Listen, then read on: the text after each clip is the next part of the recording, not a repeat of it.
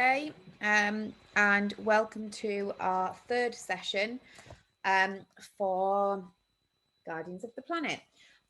We are going to be looking today at water pollution and how to be clean and green. So we have looked at more this week about how we waste water and the damages of that, and how fresh clean water isn't distributed, so isn't provided evenly across the world.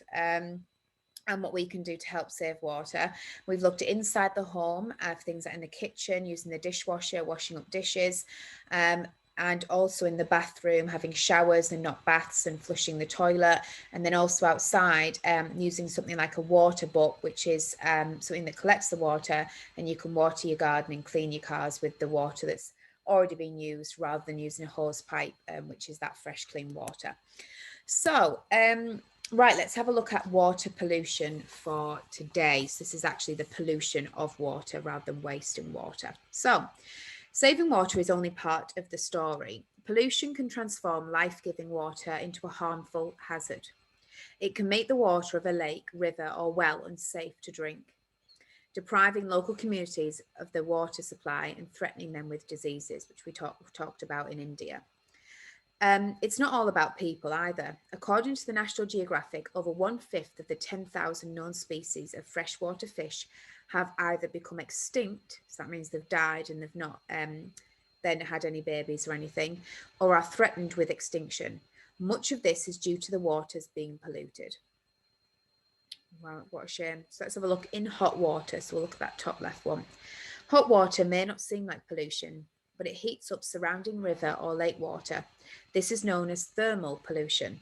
This reduces how much oxygen the water can hold, killing fish that require certain oxygen levels to survive.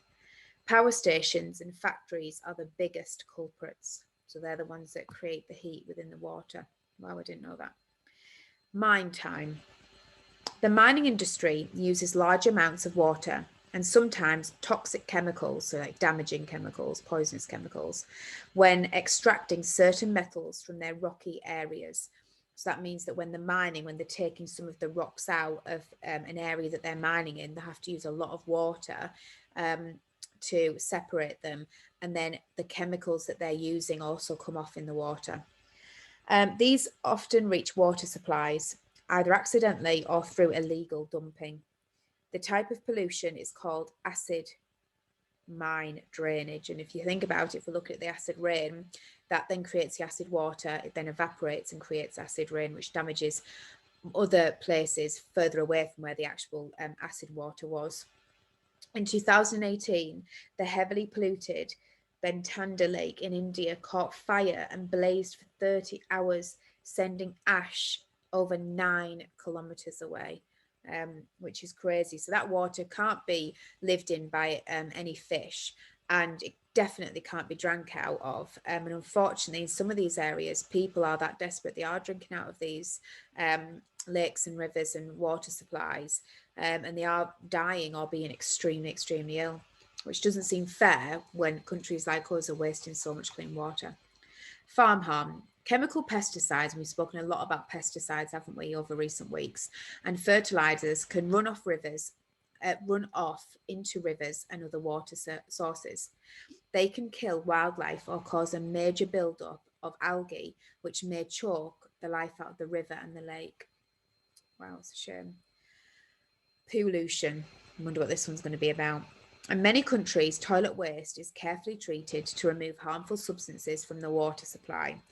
But in poorer and developing countries, more than 80% of human waste, that's poo and wee, is sent untreated into rivers, lakes, and seas. And if you think about it, the amount of animals and people that depend on those lakes and rivers and seas to live in and to drink out of as well. And the amount of waste that'll be in there is so dangerous for people. So dangerous. What's being done? Okay, let's hope there's a bit of positivity. Cleanup campaigns can make a real difference. In 1957, the River Thames in London, UK, was so polluted. And remember, that's in this country, but the amount of factories we had and the lack of awareness and priority about keeping things clean and making sure that pollution is reduced, we had exactly the same problem. It was so polluted, it was declared biologically dead. A cleanup campaign has resulted in the return of 125 different species of fish today, as well as seals. In 2017, China launched 8,000 river and lake cleanup schemes, while other countries are banning the dumping of harmful substances. So it's good. There's been movement, isn't there, to help protect wildlife and people and to stop the water pollution. But I don't think that in some countries that don't have those facilities and don't have the money, that isn't going to be happening, is it? And then I think the gap between what should be happening and what is not happening is going to get bigger. So maybe it's up for richer countries to step up and help those poorer countries, maybe. A lot to think about there.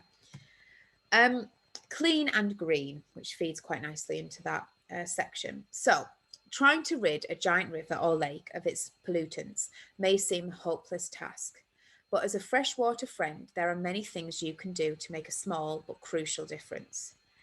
Down the plug hole. Your kitchen or bathroom is a good place to start. Take care with what you flush or wash down the sink. Sometimes people think that just because it's out of sight, it's disappeared, but that's simply not true.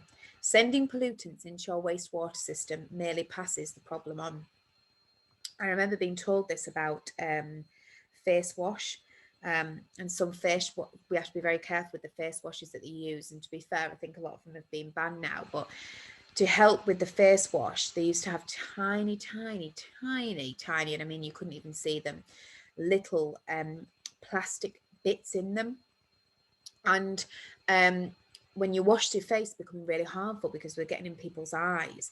But not only that, they were being flushed or watered down in the sink, and then which obviously went into the sewage, and then went into the rivers and lakes, and it was killing some of the fish in there, or some of the animals that relied on eating the fish, because of all of the buildup of the plastic that these animals were then taking in as they were living in the water. So it's terrible. Oils, fats, and paints can clog pipes. Place them in a container and take it to your local recycling centre when full.